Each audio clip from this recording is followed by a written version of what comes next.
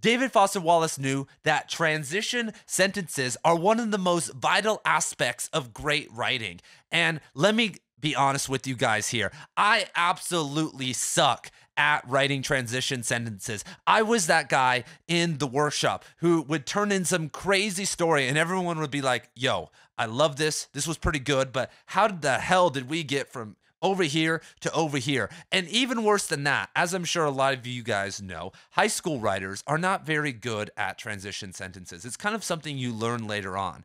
And as a high school teacher, I am like the mad captain on the ship of fools trying to get everyone on board with writing transition sentences. But over the last couple of years, I have got better, and even better than my improvements. Today, we are going to hear from the man himself, Mr. David Foster Wallace, on why transition sentences are important and how we can integrate them into our own writing. And then after that, I'm hopefully going to share some of the knowledge I've learned and implemented and what I teach my students on transition sentences, because transition sentences are not just important for fiction writing, they're also vital for academic writing and really anything that you are going to be doing, because what in life isn't a transition? Quote, reading is a very strange thing. We get talked to about it and talk explicitly about it in first and second grade and third grade, and then it devolves into interpretation. But if you think about what's going on when you read, you're processing information at an incredible rate. One measure of how good the writing is how little effort it requires for the reader to track what's going on.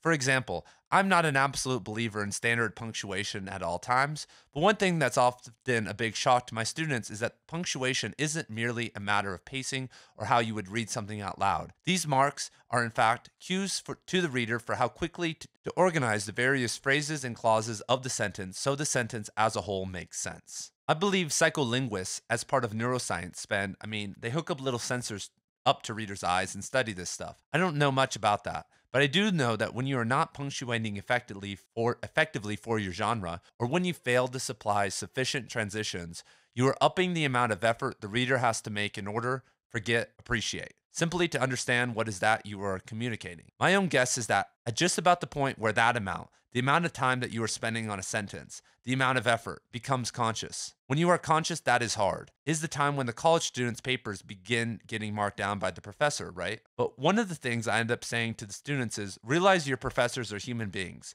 They are reading these things really fast, but you are often being graded down for the reasons that the professor isn't consciously aware of, because an immense amount of reading and an immense amount of evaluation of the quality of a piece of writing, the qualities of the person producing it, occur below, just below the level of the consciousness, which is really the way you want it. And one of the things that really good writing does is that it's able to get across massive amounts of information and various favorable impressions of the communicator with minimal effort on the part of the reader. That's why people use terms like flow or effortless to describe writing that they regard as really superb. They're not saying effortless in terms of it didn't seem like the writer spent any work. It simply requires no effort to read it. The same way listening to an incredible storyteller talk out loud requires no effort to pay attention. Whereas when you are bored, you are conscious of how much effort is required to pay attention. Does that make sense? Okay, my God, there is a lot to go over here, but the number one thing I can recommend for all you guys who killed the view retention of this video and are ready to peace out now that you heard David talk is adding however and moreover to your writing a lot more. When I did this, it absolutely transformed my writing. And this is what David says earlier in this passage, just in a sentence. Doesn't really work in the quote, but he recommends that everyone starts with just using however and moreover more. And what's great about however, but, moreover, and words like this is actually it's a double-edged sword in terms of improving the quality of your writing, because they create contrast. Because however is actually a but construction. It's howevering whatever came before it and usually contrasting it. And as you guys know, contrast creates meaning and is really the core of all great writing. And so that's why you get this very big elevation of writing when you start adding transitions, because they inherently most of the time are but constructions. And the other thing that Wallace says, though, because don't go crazy with this, right? Don't go look at your last story and be like, oh my God, I have to make a transition for every single thing. Because sometimes if you are a really good writer, and at times, and you shouldn't do this all the times, but sometimes if your writing is good enough, you can get away with no transitions at all. Cormac McCarthy is a master of this. He can kind of lead you into something without you even knowing that you transitioned. And you also don't want to be on the other, and that's hard. That takes very good writing. You have to be very good at that because you don't want your readers being super confused. McCarthy's first novel, The Orchard Keeper, has little to no transitions in the entire thing and wasn't received very well. And a lot of people still don't like it to this day because of that reason, because you're just like floating through time and things are happening. Like a fight scene. Fight scenes in that novel are like a massive ayahuasca trip with Adderall. But so that's one end of the spectrum, like doing this no transition writing. But the other end of the spectrum, and that no transition writing is like an effort. It's actually conscientious. If you aren't doing transitions at all, then you're not even playing the game. You're just doing bad writing. Then there's the other end of the spectrum where people pound transitions into your head. And that's a little bit too much because you don't need to walk me like a dog. Like, hopefully, if someone's reading your work and it's not, some book talk fantasy, the reader, if they've made it this far, can follow some more covert transitions. And that middle zone, I think, is what Wallace is talking about, is that you don't want to know the reader to know we're transitioning. You want it to be totally unconscious because your reading credit score, or like the credit score for your writing, goes down anytime someone has to sit back and like figure out what the hell is going on. And David Foster Wallace is guilty of this himself in a lot of his earlier works. A lot of authors are, especially us ambitious maximalist authors who are, doing something similar to David Foster Wallace. It can get really confusing. And if we're trying to stand on the shoulders of Wallace, we have to do something more than him or do it more inconspicuously. Anyway,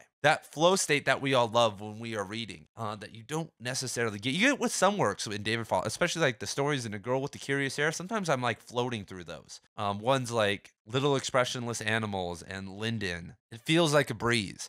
And that is really the baseline goal. If you can't do that, if you can't write a story, first of all, that people can just walk through and love it and kind of absorb it, then I would highly not recommend you go on and start writing these maximalist kind of crazy novels that are much more discombobulated. And what I had to realize is that even though some people out there are great readers, they're probably, when they're reading your stuff or reading a book, not in the best headspace. Told this story before, but my buddy is an author. He's been published by Random House a couple times, and I sent him one of my short stories a couple months back, and it was crazy, like not many transitions, and it was kind of on purpose. I was trying to go more on that end of like no transitions and making it kind of a wild fever dream, because that's what it really was. It's about a shaman in the Vietnam War, and there's a bunch of crazy drug stuff happening. And he told me like, hey man, I read this at 11 at night after putting my kid to bed. I sat down with a whiskey and was reading some stuff for my work and hanging out. And like, it was hard. I had to sit there and like wake myself up and like work my way through it. And then I realized like, that's how most people are going to come to your work. We want everyone to be on 8 hours of sleep and like just had a cup of coffee and are ready and focused. But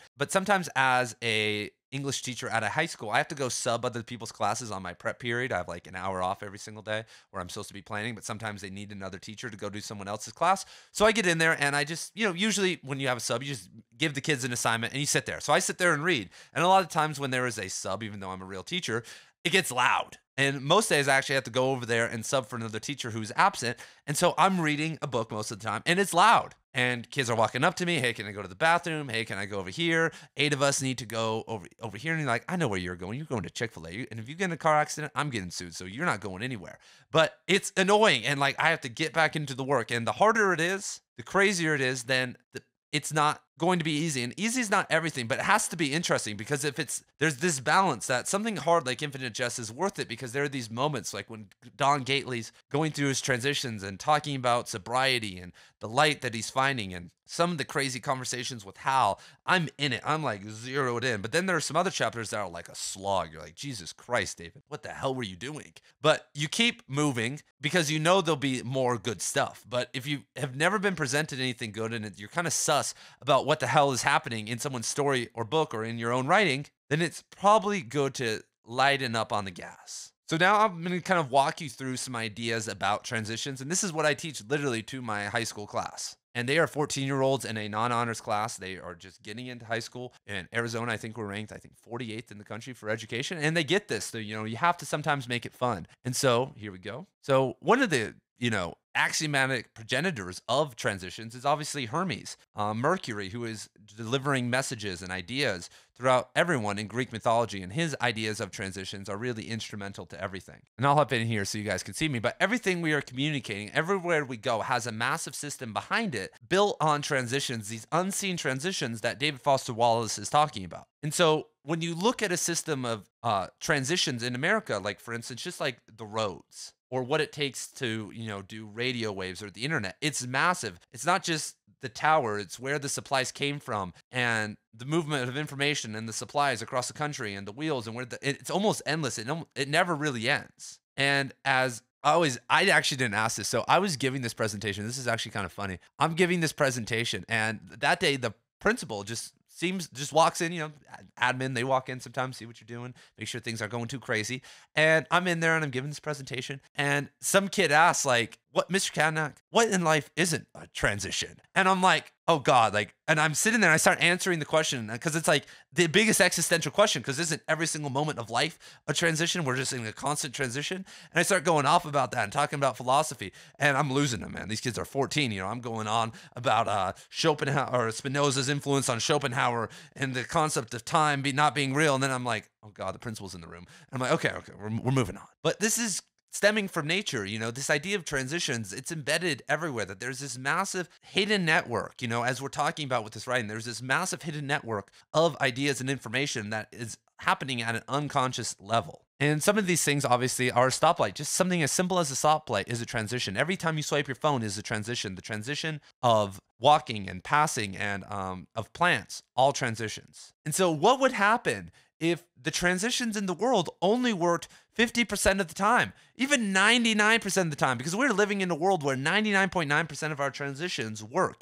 Think if, your phone froze 1% of the time, you would hate it. People would complain. Apple would, go bankrupt if they couldn't figure that out. And so if we were at 50% of the time, the world would be an absolute mess. It actually wouldn't function at all. And so we're actually working in a world that is built on transitions that are working 99.9% of the time. And when they don't work, it's devastating. And transitions are actually embodied with Hades, right? Who's existing in the unconscious.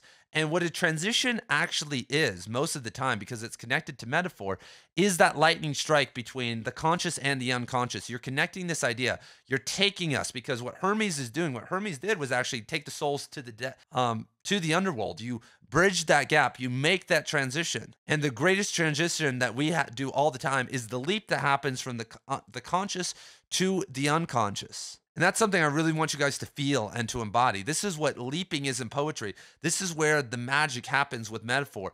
We can't explain it, we can't talk about it, but it is a transition nonetheless. Not a transition sentence, not a transition word, but it's actually the core. Transitions are the core of all great writing and art. And so when we are writing, we have to transition our readers to new ideas. So there are different types of transition words. First of all, one that is always good to start with is the addition.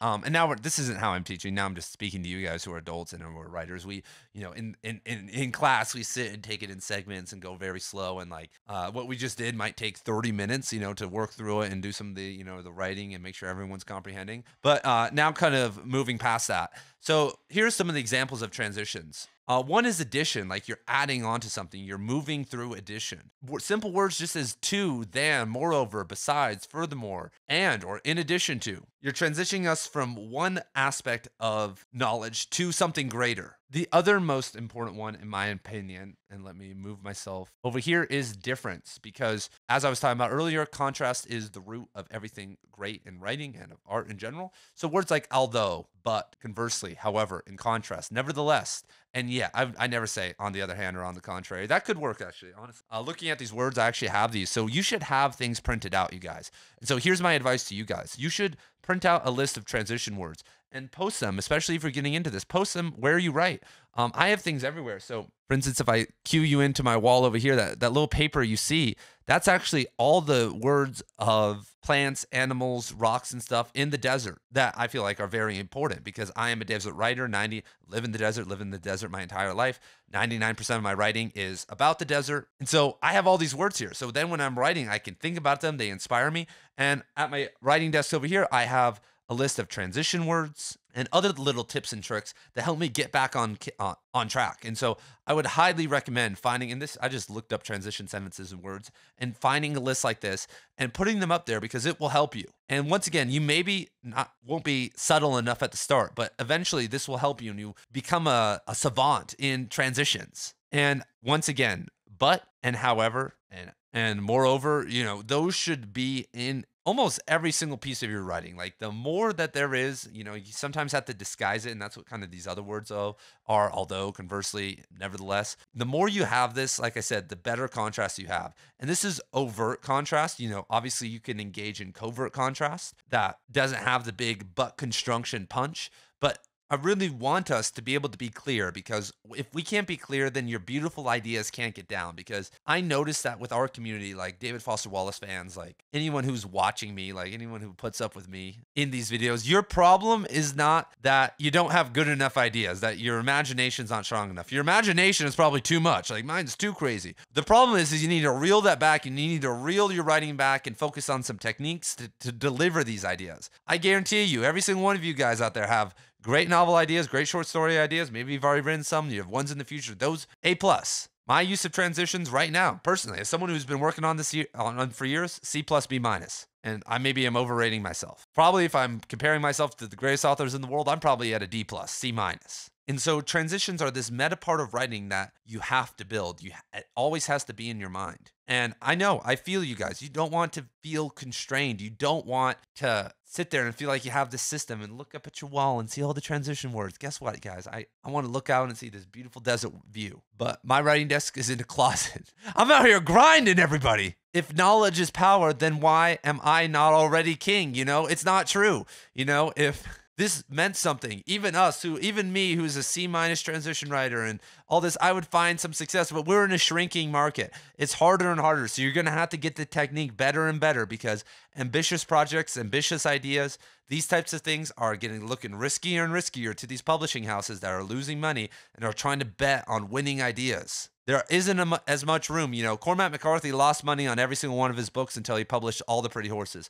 But he had an editor and a company that lost money on purpose because they believed in his art. Unless you fit in one of the diversity, equity, and inclusion slots that the publishers are putting out every single year, and maybe you do, and that's great. But unless you're kind of in one of those that maybe will lose some money and are meant to lose money, then you're out. And I want you to be able, and so let me know your guys' favorite transition words. What are you doing to improve this? What did I miss? Like, drop the comments down below, because I need it. Other writers need it. We all need to be helping each other. There are some boy geniuses out there. Like you guys leave comments, and I'm like, holy hell, you need to be making YouTube videos. But I'm excited to read them. I read all the comments, and I will see you guys in the next video, which will be dropping very soon, because all I'm doing is being obsessed with David Foster Wallace right now. Peace.